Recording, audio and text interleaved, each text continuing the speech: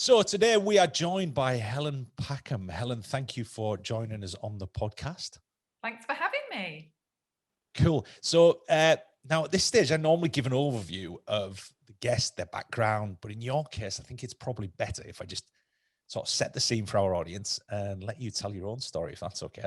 Sure. Cool. So you spent 15 years in corporate leadership. So the kind of leadership has always been a thing. Then in 2012, after the birth of your daughter, things kind of changed and took a bit of a turn. So kind of spurred by those life events that I'm sure there's a lot of our listeners can absolutely relate to, that can ultimately become really overwhelming and life defining for many people. You know, these big shifts in lifestyle and, you know, behaviors, habits, and obviously responsibilities, right? Mm. And for you, you kind of took a different take on it, and you changed your perspective, you changed your mindset, you kind of fought back against this. So tell me about this journey. Yeah. So, yeah, I think you're right in terms of lots of people can relate to this, and it's not an extraordinary story. It's a pretty normal story in terms of the people that I've spoken to since I started talking about this. But I was very much a career orientated person, had it all mapped out. I was quite confident in where I got to when I went on maternity leave. And I took a year out and lost the plot really because my daughter had issues with her health and she didn't sleep, and it was quite bad. It wasn't diagnosed for a year in terms of what was wrong with her. So in that time I did become quite poorly in terms of my mental health, but also my exhaustion, and I was diagnosed with an anxiety disorder. And it really did change how I acted and operated in the world. I became a bit of a shell of my former self, because anything that I had felt confident with, I no longer felt confident with. And in my career, I was very much someone who had to stand up in front of a room full of people all the time. I had to train and coach senior leaders. I had to, work with people at a senior level. And so when I went back, I actually felt like I didn't belong there at all. I felt like an alien in a foreign land, and I didn't fit. Imposter syndrome kicked in. And I ran away. I ran away from it because I thought I just couldn't do it anymore. It just wasn't possible for me to talk to people in that way, to confidently stand up and speak to people. And so I left it. I left that career and all the perks that came with it, and kind of hid really. I didn't want to do anything. I didn't want to go anywhere. I was incredibly anxious. I had panic attacks all the time. And so my world shrunk very, very, very small. And I vowed that I would never stand up in front of a room full of people again. The thought of it made me physically sick. I'd had to discard that career essentially and start again, which I did. And I started a small business from my own home. It was something that I didn't have to leave the house for. And of course, that it wasn't the right thing to do. It was completely misaligned with my strengths. And of course, all of this had an impact on my life. It had an impact on my marriage. And things got to quite a dark place. And there was, as with all of us, there was a turning point where I had a choice, really. I a few prompts, a counselor prompted me. It was kind of like, you're capable of way more than the life that you're actually living. And it sort of sparked something inside me. And I was like, right, I've got to take ownership of this. I can't carry on living my life. Really, I couldn't even talk to friends on the street, or I didn't want to do anything. I just had to stay safe. And so I decided to crack it all open and have a look at what was going on. And I went through counseling, and I went through marriage counseling, and I started a journey of personal development. Went on courses, read books, and really started to open up what had actually happened. And you're right, it was a shift. It was a shift in identity. It was a complete change in identity. The impact of lack of sleep on mental health, and I started a new path, and that was really to unlock what I already had inside me, and do even more. And that my kind of new motto was do brave things. And I got into the law of attraction, and started to really think about what was possible. And I put a vision board together of all these things that I wanted to achieve. And that was in starting a new business, which was aligned with my career. which I did. And then I started to test myself and think, okay, so what's the scariest thing that I could do? What's the thing that I could really do to prove to myself that it was all there anyway and I never lost it? And that was in doing a TED talk. So I put that in the middle of my vision board, and I looked at it every day. And then 8 months later, I stood on the stage at the Brighton Dome in front of 1,500 people and told my story. And that was the first time I'd stood up in front of a room full of people since I'd gone through this difficult period. And of course, it was scary as hell. And I was sick with nerves the whole day. But the reward I got from that afterwards, the growth that I experienced from that, was truly life-changing. And it was that event really that also shifted my path even further, because people started coming up to me after that and say, how did you do that? Because I only had 24 hours to prepare for that talk. And they said, well, how did you manage to do it? And because I'd been training and coaching people for 15 years in presentations and storytelling and all of those sorts of things, I knew the things that I needed to do. And so I started getting asked to coach people in speaking and presenting. And I put together some courses and sold those courses, and they went really well. And this really enabled me to niche down into what I'm doing now, which is in verbal communications and speaker coaching, and continuing the TED journey. And I'm very lucky that I'm now a TEDx curator for an event that's happening in August. And it's all due to making that choice and really, changing the way that I viewed things and what I was capable of, and dreaming big and going for it. That's kind of what happened in a nutshell. Amazing. So let's dig back a little bit further then. So pre 2012, obviously you had this career, you had this 15 years in corporate leadership. So you were doing kind of a version of what you do now, but in a slightly different environment, I guess, and a different demographic, right? So you're dealing with different people. But I mean, how did the journey go to get to that? Because obviously, I think, are we reverting back to how you were before, or is this a new kind of evolved, version of you? Or is there remnants that you had to pull back from where you were before and how you were before? So I mean, all the way back to kind of school. How were you at school? Were you confident? Were you outgoing? Were you able to stand up in front of people and talk? No. No? I have a real issue with blushing. So from a young child, I was quite shy and got embarrassed easily. It just happens all the time. It's probably happening now. It's just something that happens all the time. And so I wasn't at all. But I wanted to be an actress, because I knew that in being an actress, I could kind of put on a different armor and be someone else, and then that will enable me to be confident. So that was my goal, to be an actress. I did my A levels, and then I took a year out before going to university to hopefully study acting. Yep. And I got a job at Virgin Atlantic Airways, which is an amazing place to work. Richard Branson was incredible. He was always in the office. We had parties, and I got into training there. And I realized that I could stand up in front of a room full of people there and kind of act and perform and still have this armor and feel protected and feel confident in doing that. And that was the start of my career. I kind of climbed the ladder there. I got into leadership development, management development, started specializing in psychometrics, leadership development, psychometric communication, storytelling and communication. And yes, I was confident. And when I think back about what part of me is still the same, it is the expertise that I've built on. A lot of people, when they're starting businesses, they're not sure where to focus on. And I always say, focused on your area of greatest expertise, because that's the thing that's carried me through. But I am not the person I was then at all. I'm very different to who I was even then. And I guess niching down on an expertise, it's a nice sentiment, isn't it? Is knuckle down on what your expertise is.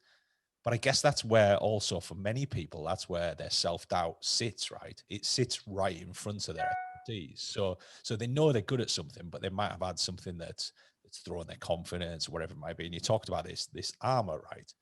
So how did that armor develop? So you're at Virgin Atlantic, obviously you're in amongst, probably at the time, I'm guessing Virgin Atlantic was kind of in its infancy and was was the big thing. Hence why Richard was probably present a lot of the time, Yeah, right? It was this big thing, and it was very edgy. It was probably pre it sort of, was. Google coming out and explaining how their office is, and Yeah, Facebook and Instagram, and then YouTube, and yeah, they talk about this office culture. And I think Virgin was kind of one of those founders of that kind of culture, particularly in the UK. it was. And It was obviously being part of that must have been really exciting. But you're in amongst a lot of people who are probably very experienced and very, very good at what they do, right? Yeah, well, I started in the call center. So I was 18 when I got my job at Virgin, and I started on the shop floor in the call center. All the reservations and the sales and all that sort of stuff. And coaching was kind of a new thing in terms of a department at the time. So he was very much on the leading edge of having a coaching department, and I saw these people coming and coaching me every month and helping me be better and do better and really focusing on opportunities. And I was like, wow, I want to do that. So I set my sights on that. Um, and so I guess because then when I moved into that, I was already experienced in the job itself. So I felt confident in coaching people and training people because I kind of walked the walk. And um, I didn't move into management development until I left there. So September the 11th happened. Obviously, lots of redundancies. I moved to Brighton and I got a job in a call center there. And that was a very young company as well. So it was just growing, it was exploding. So there was lots of opportunity for me to kind of do what I wanted to do and have lots of autonomy. And that's when I moved into management development there. So I guess I'm thinking back on it now, I've never really thought about it. Those two companies enabled me to really kind of grow quite quickly because they were young, dynamic organizations. And then I moved into stoic financial services. And it was very, very different, incredibly Yeah. different. Yeah, and it was, and it, but along that way, I mean, people are, there's so many people starting call centers, right? Because there's millions of them, right? And there's millions of jobs and blah blah blah. But ultimately, I always go back on the fact that call centers often, if you're good at your job and you care about your job, obviously you can be on the other tangent at a call center and just do what you need to do, tick the box and leave, right? Or you've got an opportunity to learn a skill that is waning, that is disappearing, right? Is the ability to communicate with people, which ultimately, you told us that that was a skill that you actually lost. You Mm. lost the ability to, even to your friends, right? You didn't have that soft skill anymore to even communicate with your friends, right? But I No. think that builds that foundations, even though people look at it and they kind of go, a call center. I'm like, yeah, but you're talking to people, real people all the time, Yep. learning how to handle them.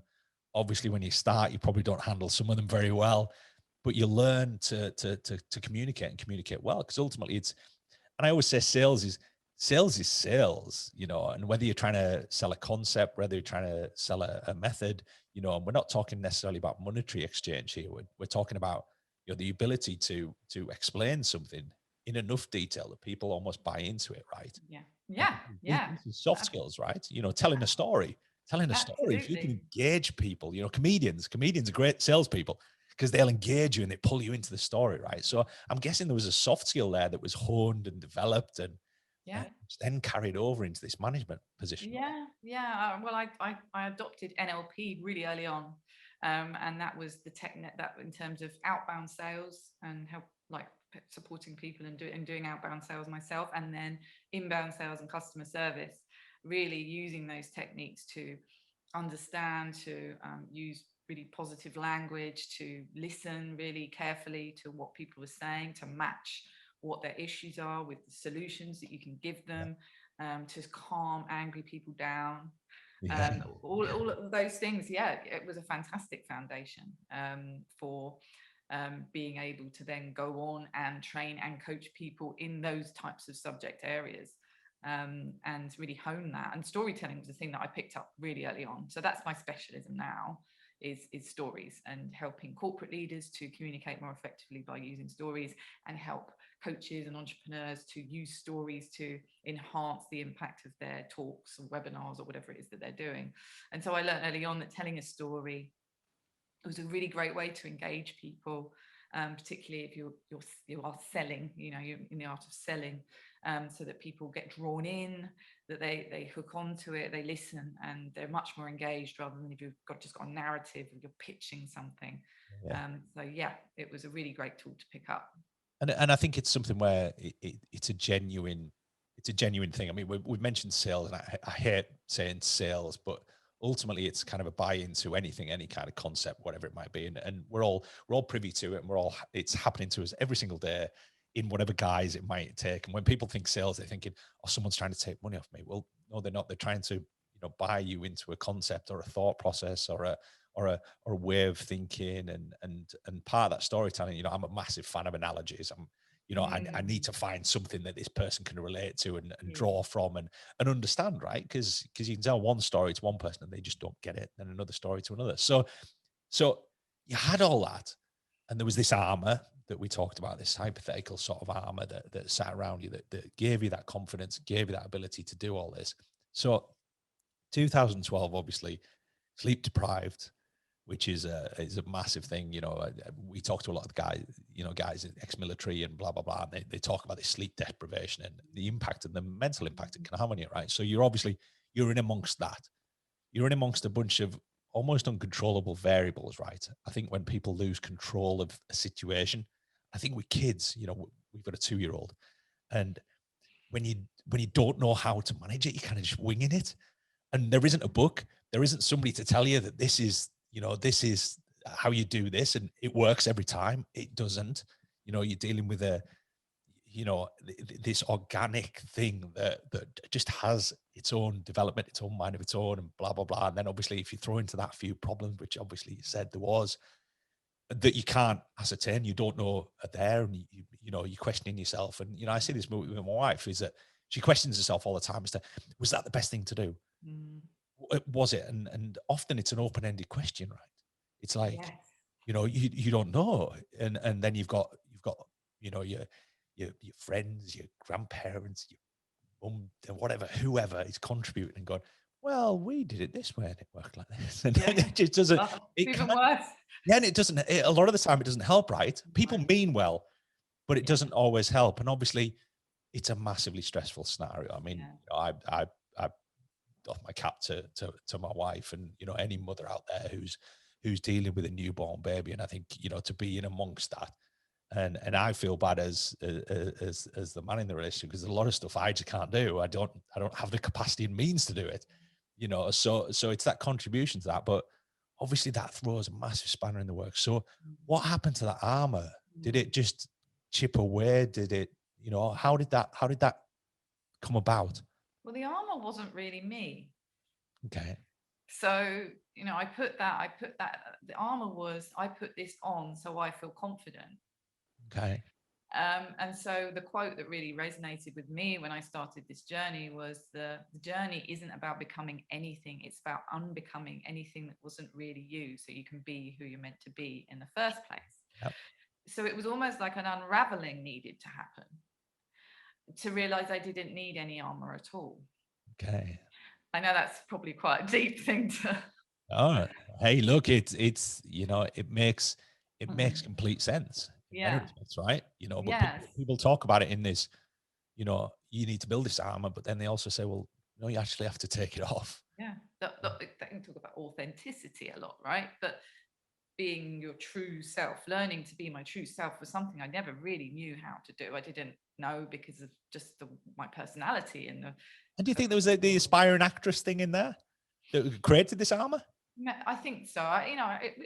There's a lot of reasons, I think, as to why I did that. But again, it's that sense of self. It's not having a strong sense of self, and so really the goal was to really understand who I was, really and truly, at my core, and express myself in that way, rather than having to put on a persona of any certain type. So how did you go about doing that? So my TEDx actually talks about that, in terms of what I did. And the first thing that I had to do was really get sort of anchored in who I was and what I enjoyed, what my values were. Really getting really clear on what my values were was like, it was almost like an anchor, as I say, like a compass point, so I could know what felt right and what felt wrong, and what I was up for and what I wasn't up for, and if I did like something or I didn't like something. And that's really what I had to learn, which sounds quite strange, but I know a lot of people who lack a sense of self can understand that. So once I got clear on those things, then I kind of had to revisit, okay, what am I great at? What am I like at my happiest? What do I like to do when I'm alone? What gives me fire? What makes me feel excited? All of those sorts of things. And I started to really, really laser in on those things. Of course, that then helped with my business and launching my business. The other thing that I had to really understand was the concept that I am not my thoughts or my feelings, because I'd anchored everything to my thoughts and my feelings. My anxiety disorder developed by externally referencing absolutely everything in my world. So if someone wasn't happy in my life, I wasn't happy. So it was very much like, if everybody else is happy, I'm happy. Whereas I needed to really anchor in on that myself. And so mindfulness, meditation, things like that really helped to understand that, thoughts and feelings are like clouds that pass in the sky, and you will always be true and solid. So I went through a mindfulness course, which was cognitive behavioral related mindfulness, which was a fantastic program. And that really, again, helped me to understand that the feelings and the thoughts I have they're not me. They're just exactly that, and they don't define me. And that enabled me to kind of just feel a lot more calm, a lot more confident. I cared less about what other people thought, and that's not being negative. That's Yeah, it's funny, isn't it? Because in amongst all of this, by the sound of it, part of your problems were there because you were being selfless, right? You're concerned about what other people are feeling, thinking, blah blah blah. But then, as you said, it carried over onto you. So if they're unhappy, I'm unhappy. It's kind of a selfless thing to do, isn't it? But then you're not thinking about yourself, and you're not in control of your own thoughts because you're so concerned about what everybody else is feeling, right? yeah, and it So it's, really was a detriment yeah, so there to has who to be a I. selfish aspect to it, doesn't there? There really does. And that was the hardest thing for me to learn. And then we talk about self-love all the time. It's bandied around a lot, but it's the truth. And that's what I had to learn to do. Because I'd never had that. I didn't have that concept of understanding. Do you And not so think you ever had that? Or do you think you lost it? maybe when I was in my hedonistic, which that's also another part of me, is I've got this real hedonistic streak. Yeah. So in my 20s, I was DJ. I'm very much into the clubbing scene. I was thinking about myself quite a lot then. um, Which I think you do. And I think that's an age of discovery, isn't it? yeah, Is that around yeah, those ages are when people, some people do it slightly earlier, some people do it slightly later, but I think there's always that discovery period of anybody's life where you're sort of trying to find yourself and understand what you're about and blah blah blah. And I think sometimes you come out of it and you're actually worse than you started. yeah. I think it was more in relationships. I didn't really understand how to be in a relationship in terms of having my own thoughts and feelings and standing up for what I believe in and all of those sorts of things. I didn't understand boundaries and things like that around relationships, Yeah. which was a real learning journey for me. And I'm obviously really clear about those sorts of things now. But as I say, it's this taking off of the armor rather than putting anything else back on. Yeah. Yeah. So now I can only operate from that place.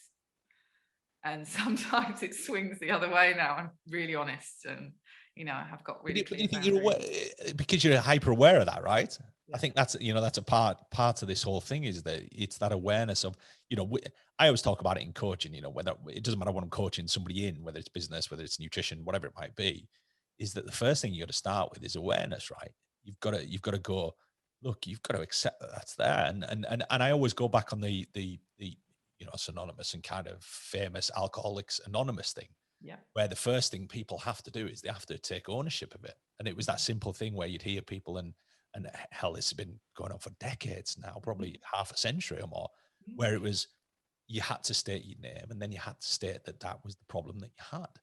And that Well, was it. That was a major stepping stone, right? yeah. Yeah. Well, I actually have been through the 12 steps, but for CODA, Okay. which is codependence Yep. anonymous. So not that I was in a dynamic in a relationship in that way, but that's who I was, a codependent person. No, with no sense of self. And so that was really where my problems stemmed from. So I actually went through that myself, which was one part of the journey, which was incredibly enlightening. and a huge part of the process.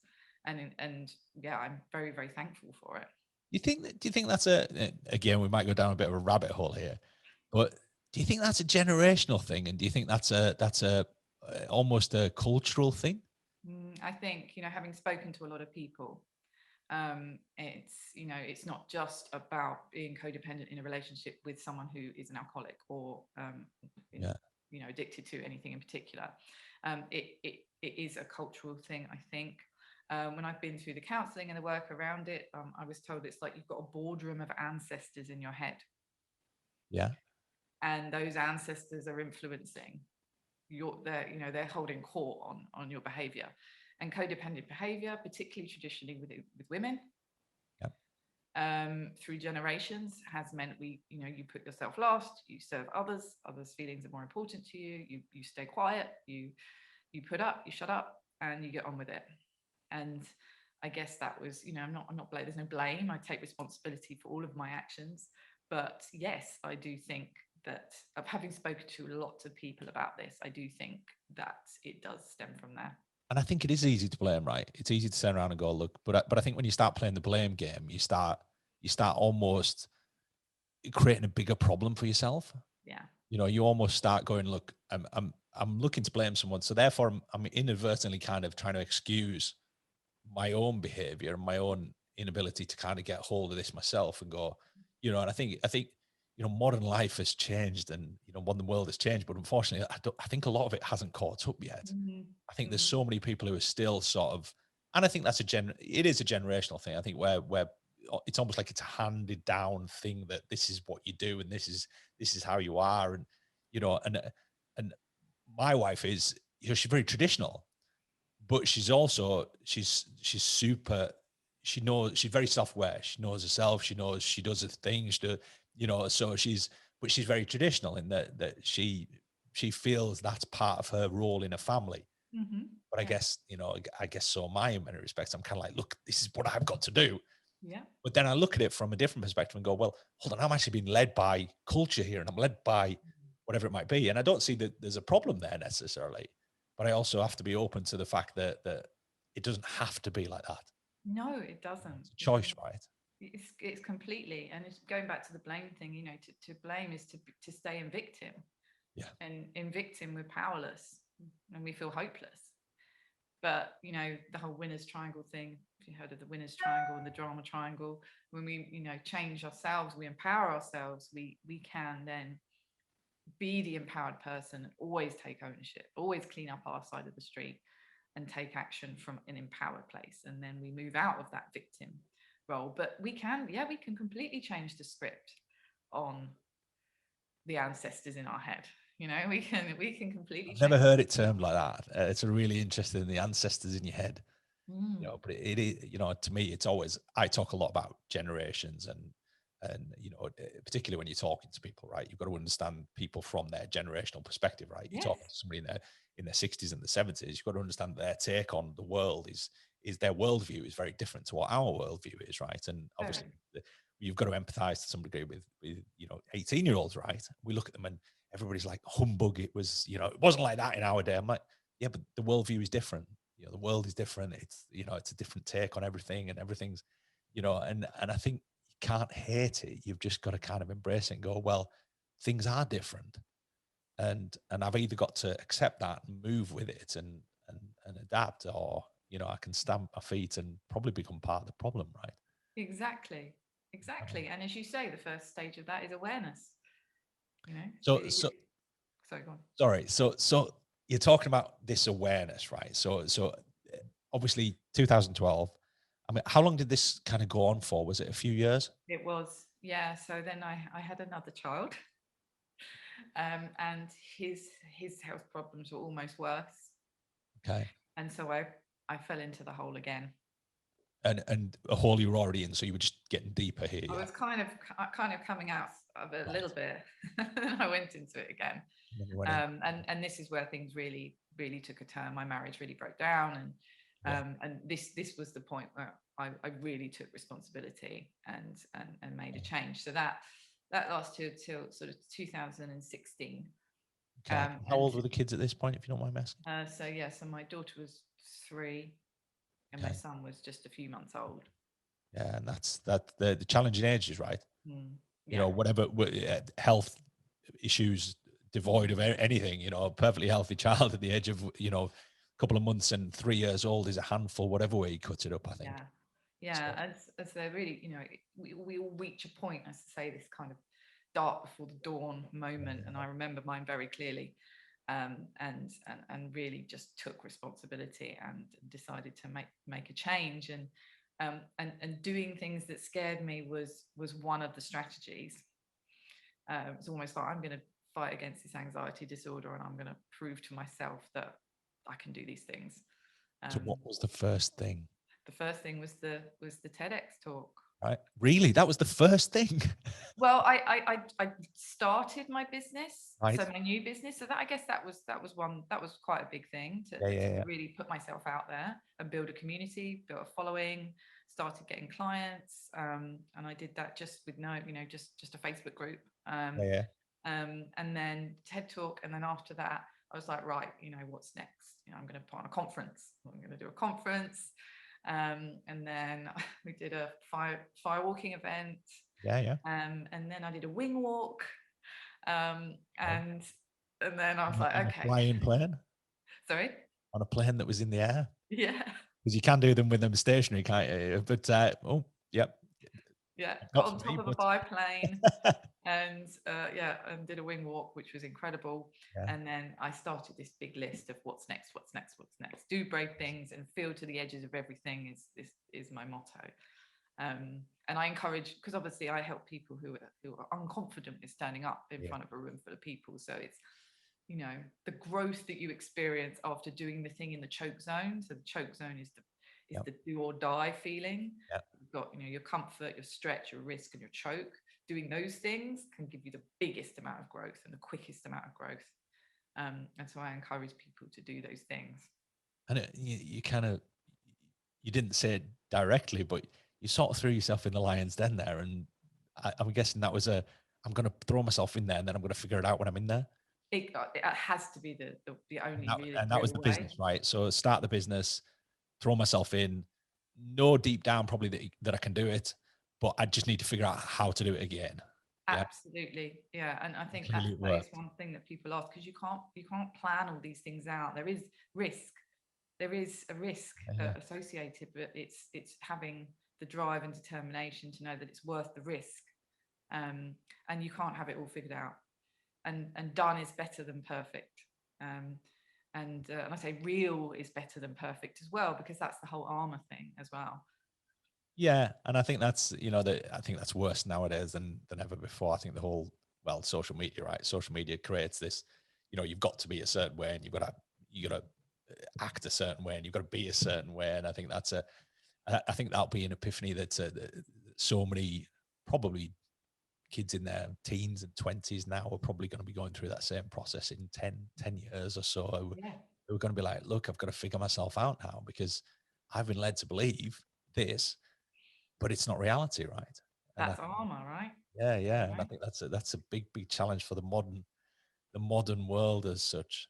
It So is. So one thing with my daughter is I really encourage her all the time to really be focused in on her sense of self, yeah, and what what that was she actually now? means.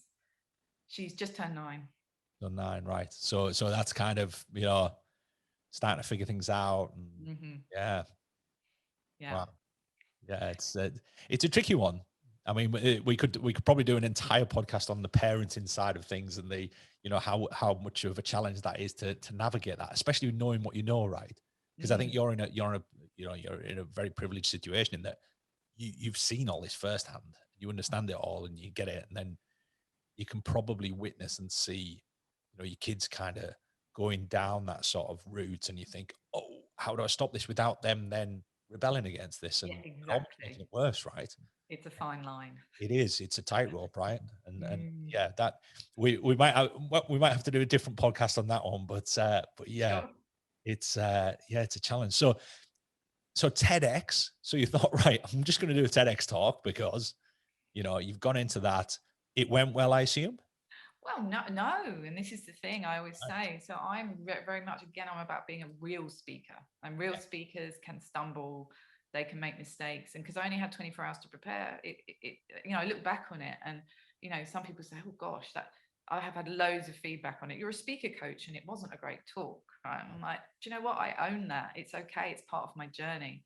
I don't speak like that now. I've really come a long way since then, Yeah, but it had stumbles, it had hiccups.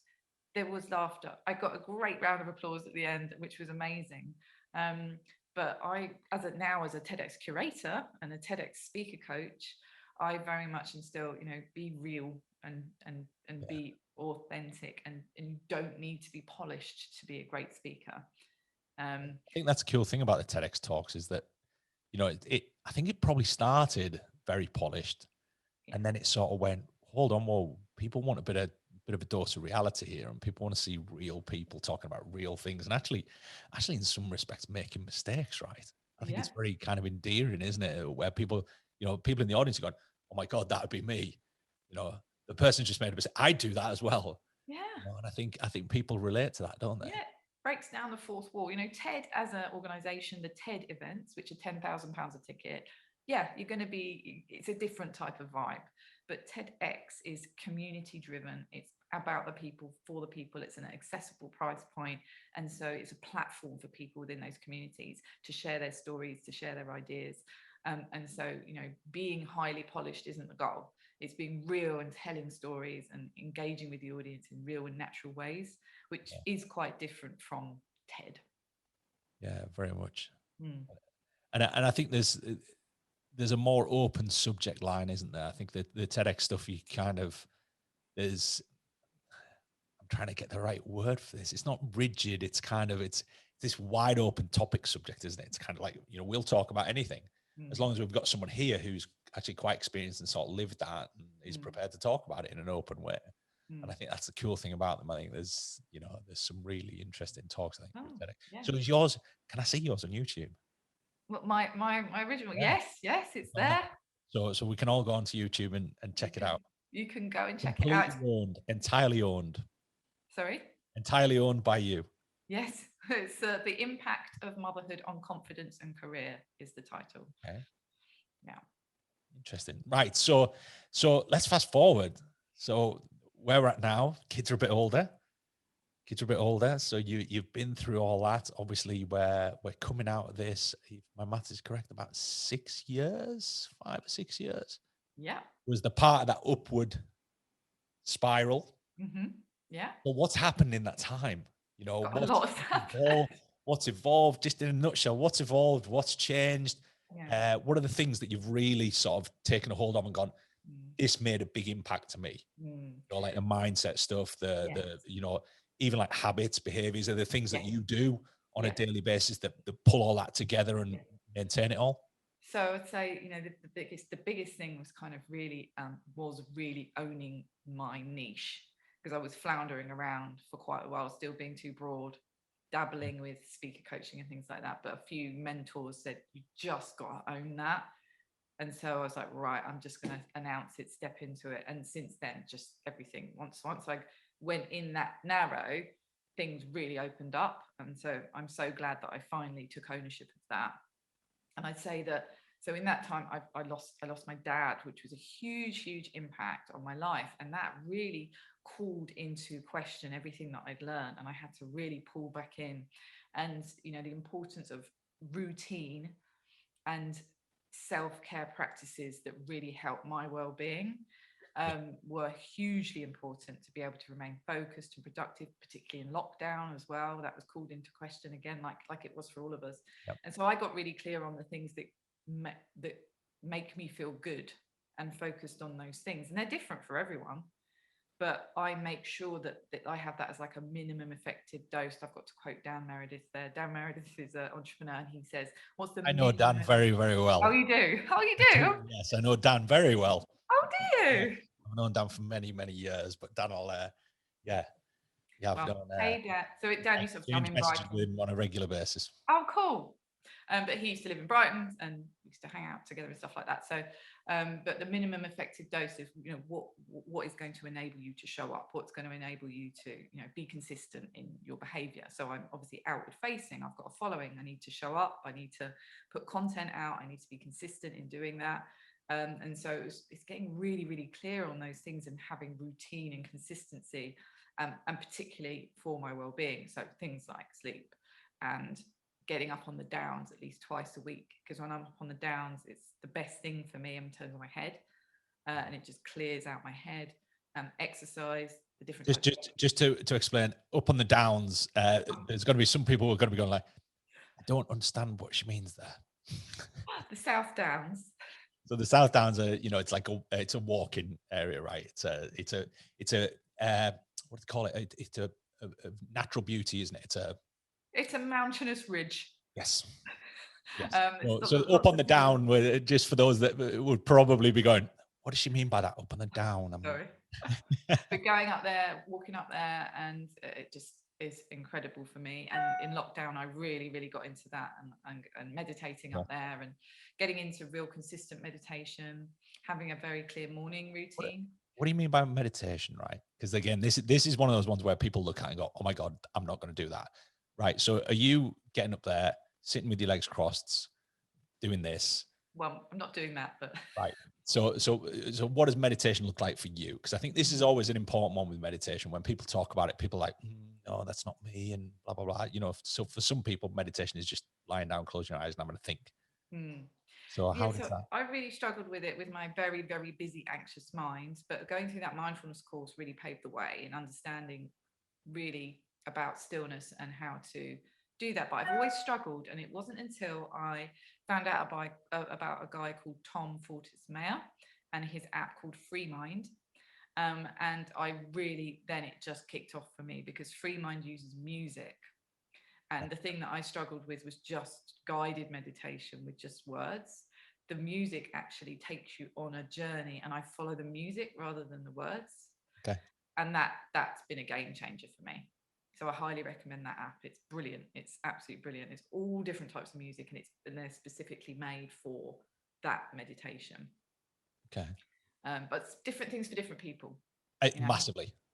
You know, I talk about, you know, I would never say I actively meditate, but I have, you know, for me, that's kind of developed into almost a downtime aspect. So for me, meditation is actually just being able to switch my brain off. I actually have a creative streak, which, you know, I let go of when I left school. I was always very creative and blah, blah, blah. So what I do is I re-engage with that. What that enables me to do is just to zone completely out onto something. That's it. Unrelated, right? Yeah. So going up on the downs, when I'm walking on the downs, that is meditation, because I'm literally, the wind is bashing in my ears, and my head just clears. And so, yeah, it's whatever helps your brain to go. And that's done, and you do that every day?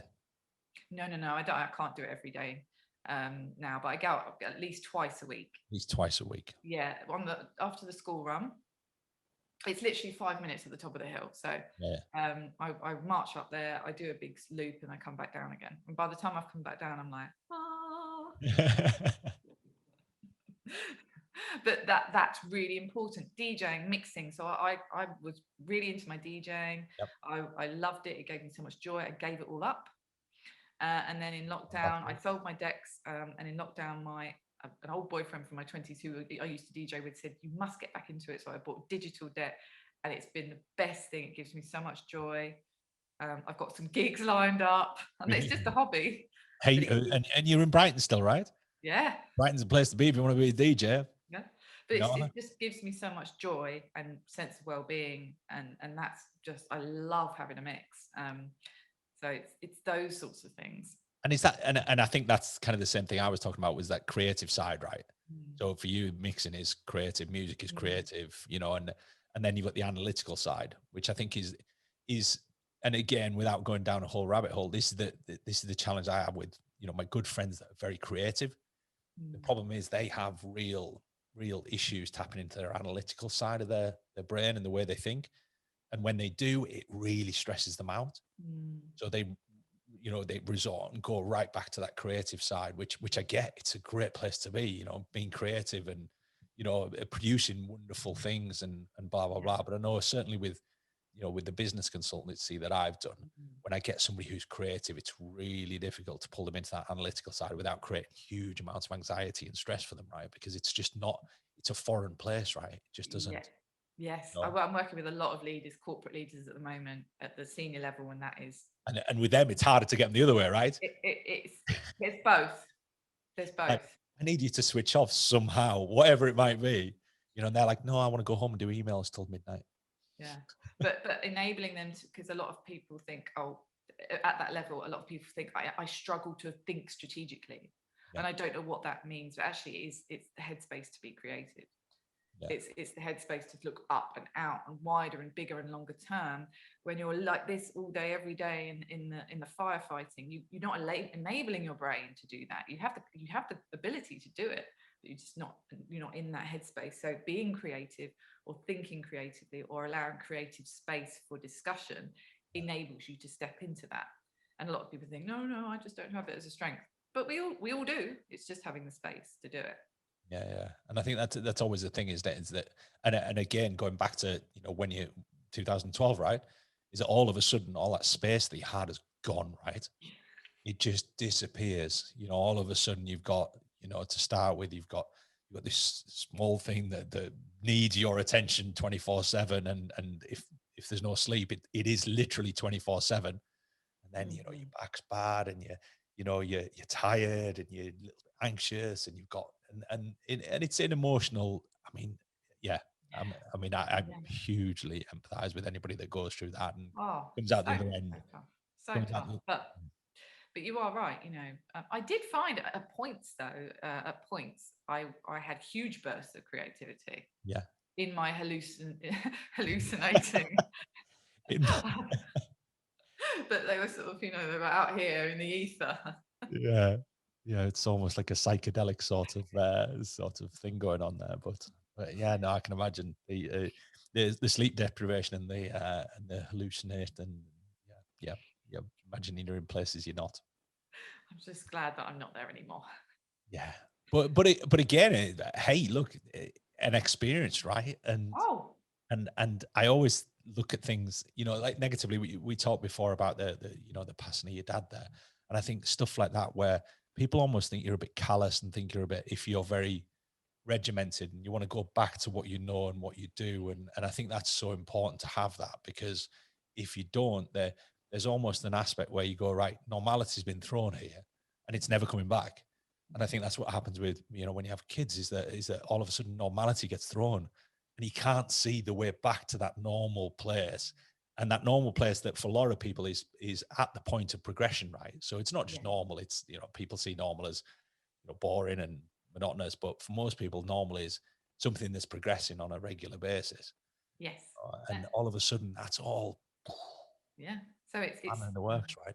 it's I hate this term, but it is a new normal. I hate the term, but it is. It's a different. It's a It's like new. all these terms that have come out because of lockdown that people Yeah, now despise, you know, yeah. pivoting. Oh, yeah. I know. Everybody's like pivoting, the new normal. But it is. It's not the same. You won't be the No. same. But you move forward. Like with grief. That's a whole nother subject. But you move forward with grief. Yeah. It's not something you ever get over.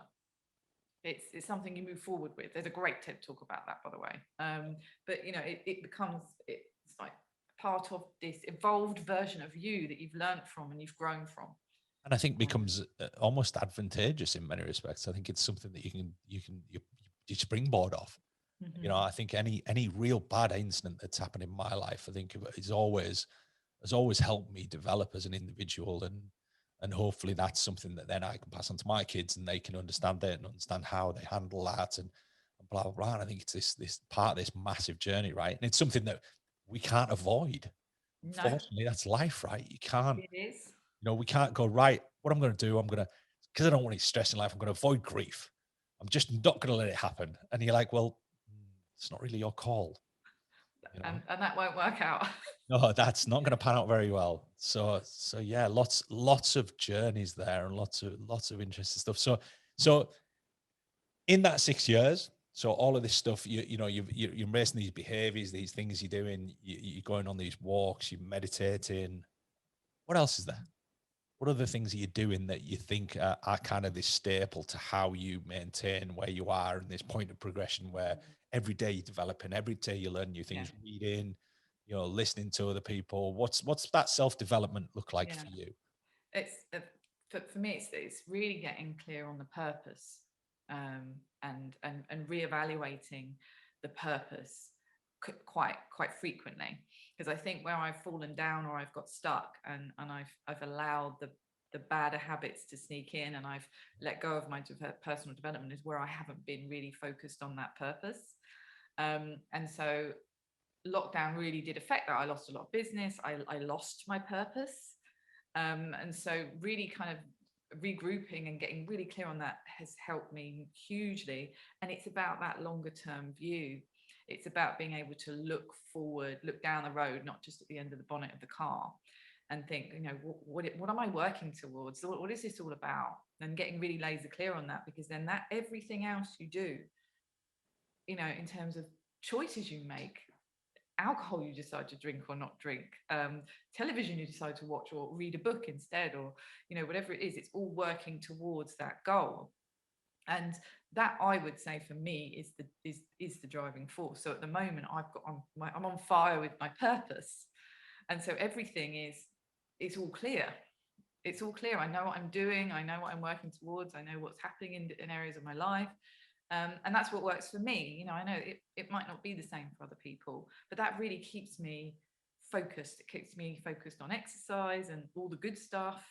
Keeps me focused on the choices I'm making, the work that I'm doing, how efficient I'm being, um, and working towards the big goals that I want to achieve.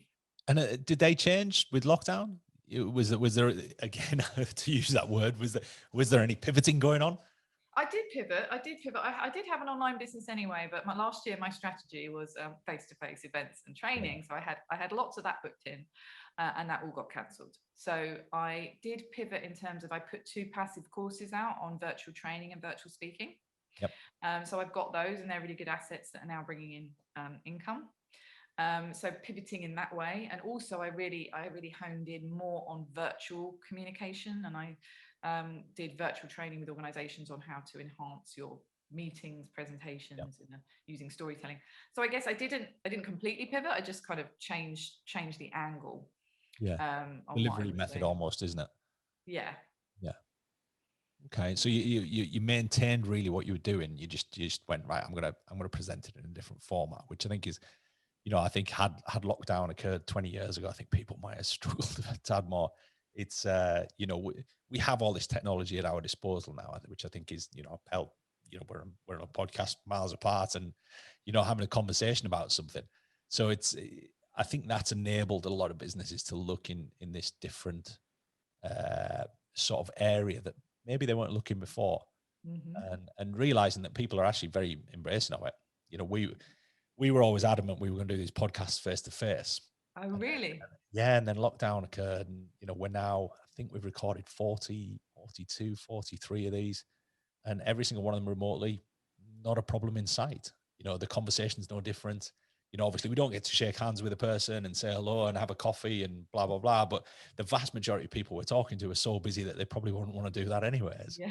And then you've got travel and blah blah blah. So I think as a nation we're a little bit more embracing these things now, and these the remote sort of stuff. And there I think there's certain things, especially in sort of your field, is that it's a lot more difficult to do it without being in person. I think. Yeah, public speaking, standing on a stage, I can't wait.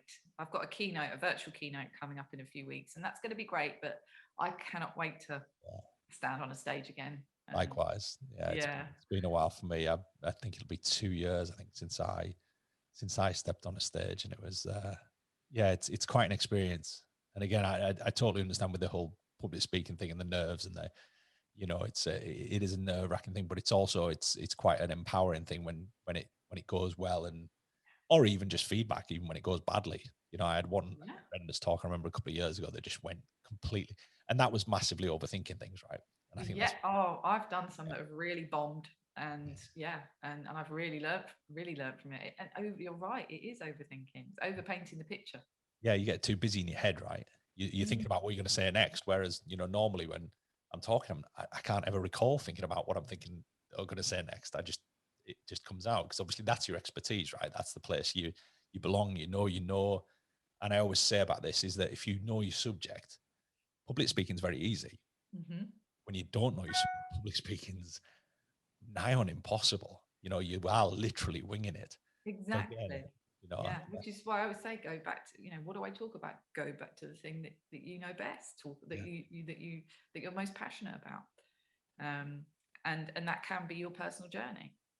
yeah, which I think is, it's the thing, you're never going to get wrong because you're in it, right? And that's unique to you.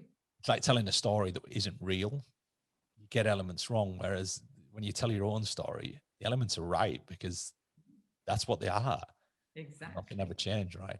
Yeah. So what are the plans? So again, you've got these grand plans. Yeah. You've got this vision of Yeah. what's, and I'm guessing there's loads of finite and little goals in amongst bigger goals and what have you. So what are the plans for the future that you can divulge? I've got lots and lots of exciting plans. So having the headspace to think strategically and creatively, it's all come rushing back, which has been amazing. And I've got a system that from working with clients over the years, I've come up with this system that has these 3 different areas, all around helping a business owner think strategically about how they're using their communication. So it's not just about standing on a stage and speaking. It's about impact, authority, and reach. So those are the 3 areas: impact in terms of how you're delivering, authority in terms of what you're saying, getting known as an expert, your ideas worth spreading, and reach, actually reaching people, having a strategy for pitching and landing gigs and getting yourself out there. So I put that together, and all of my programs are focused around that system. And I've got some exciting things coming up in terms of how people can actually practice their speaking skills, which I'm really, really excited about. The book that I've been trying to write for ages is actually now happening. And of course, an event of some kind, that's going to be different to the events that I've run in the past. But I can't wait for that. So those sorts of things are coming up. Amazing.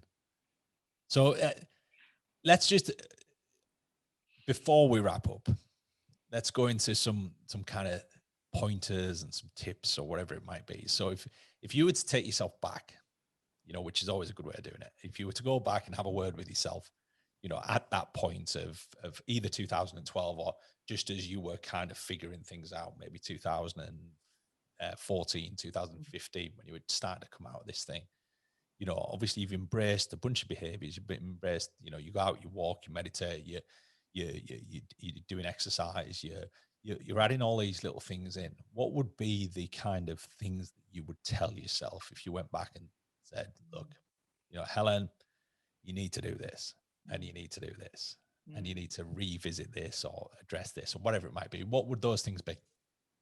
So I think the first thing is that really get to know who you are and get really, really clear on that.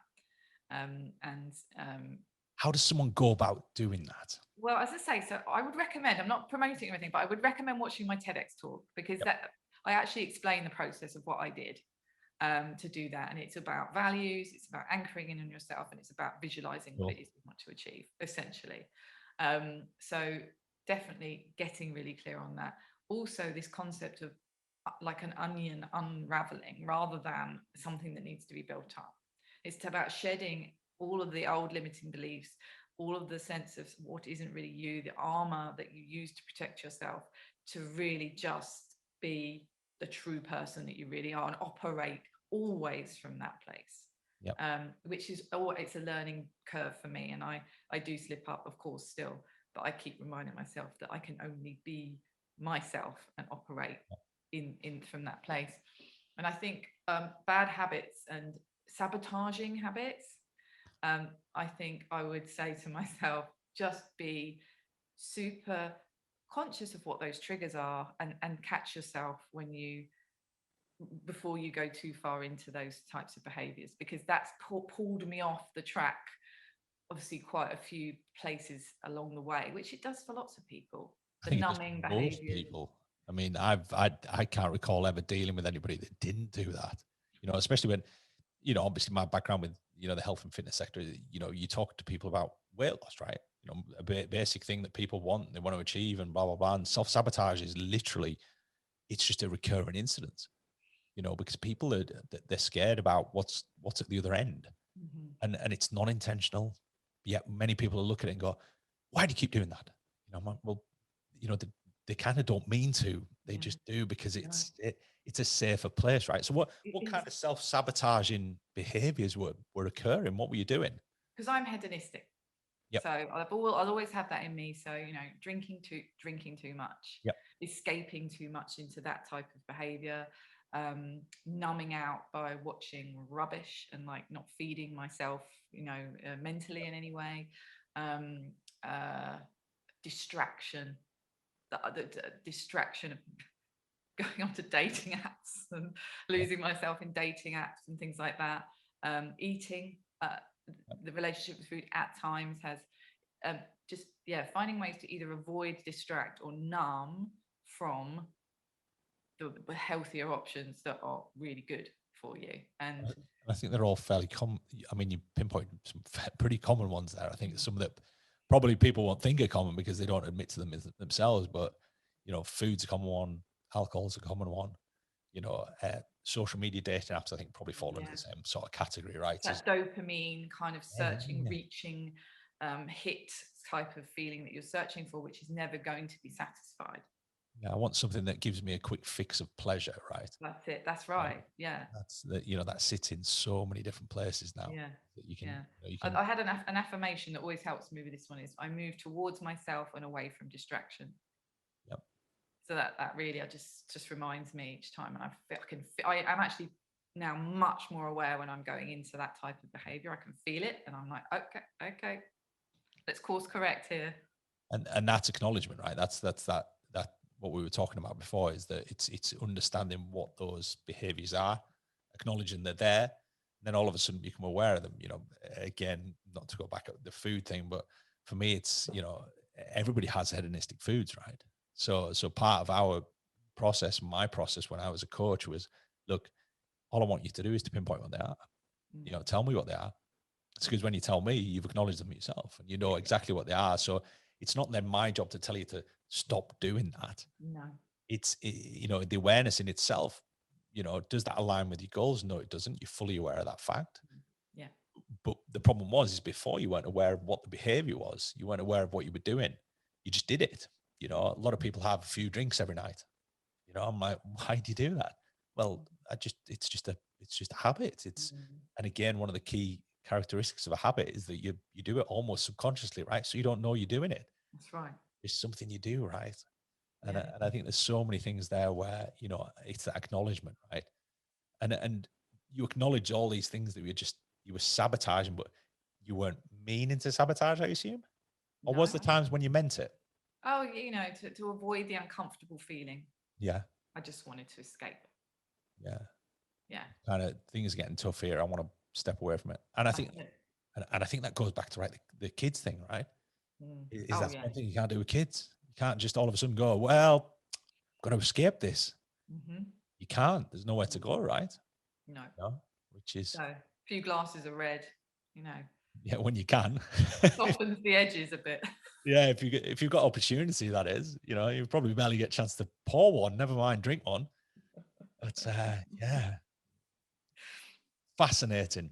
Genuinely, it's, you know, there's so many things there where obviously it's paved the way to do what you do now. And obviously, I think anybody who's listening will realize that you're probably very good at what you do. Never mind based on qualification or anything like that, but basically just life experience and having been there and done that, right? Is that I think there's that element of experience that you can't, you know, you can never patch up with a qualification, or you can never patch up with a where you've got somebody who's actually experienced it, but then gone out the way to learn the kind of intricacies, which I think is what the kind of qualifications, certification things do. Is I did it kind of the other way around. I learned all this stuff, and none of it made sense to me. And then I was like, right, as soon as I get out, now it all makes sense. All this logic and all this Yeah. science and blah blah blah, all of a sudden makes sense to me. whereas it didn't when it was just what it was. You know, and I think that academic learning of those things, I think if somebody just went into it without any experience, which I don't think there'll be many people probably do, Mm. you know, I don't think you're going to go into those things just cold and go, I'm just going to go do it. They No. don't quite get it Mm. because they've never been there. They've never experienced it firsthand, right? Mm. So how do they find more about you? I mean, obviously you've got your website, which is, I think, is it just helenpackham.co.uk? Helenpackham.com. .com? Yeah. I hang out on Instagram most days. So I'm Helen Packham on Instagram. Cool. And that's really kind of the two places that I hang the most and you can find me. Right. So, Wanna have a chat? and obviously you've got planned events hopefully coming up. Mhm. People will be able to attend. You've got, obviously you do consultancy, Yeah. which Yeah. again is for, I guess, hit your website up for that, yeah? Yeah. And Yeah, more about absolutely. Also just send me a message on social media. I love chatting on there. I've got the TEDx event on the 7th of August. Which we're okay. really Is that excited about. in Brighton? No, it's in Birmingham, Midlands Arts Centre. Birmingham. Right. Yes, you did say that. Mm. And Yeah. your original one was Brighton.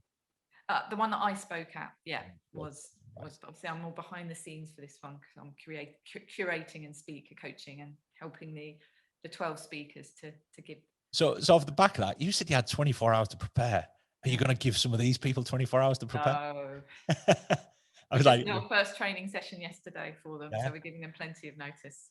All right, yeah. So how long do they get to prepare a TED talk? And I had a friend of mine just did one just recently, and I think he was prepping it for about 6 or 7 weeks, I think.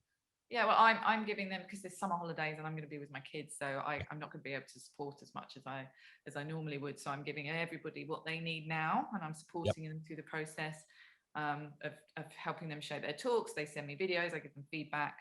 So by the time we get to August, they're good to go. Amazing. So you're doing you're almost like doing your consultancy for TED. Yeah. Keep saying, like, for TED. Yes. The man himself. Yeah. So, No. Yeah. Part of a independently organised TEDx event. We've got a license from TED, and I am the speaker. I'm the curator and speaker coach for that event. Amazing. Well, Helen, it's been fascinating talking to you. And like I said, I think there's several rabbit holes we could go down and talk about different aspects of life, which I think you've got some great experience in. But thank you for taking the time to talk to us. And, thank you for having me. Yeah, and we may well follow up on that talk number 2 at some point. And good luck with the TEDx event. Thank you so much. Wonderful. Nice to speak to you. And you.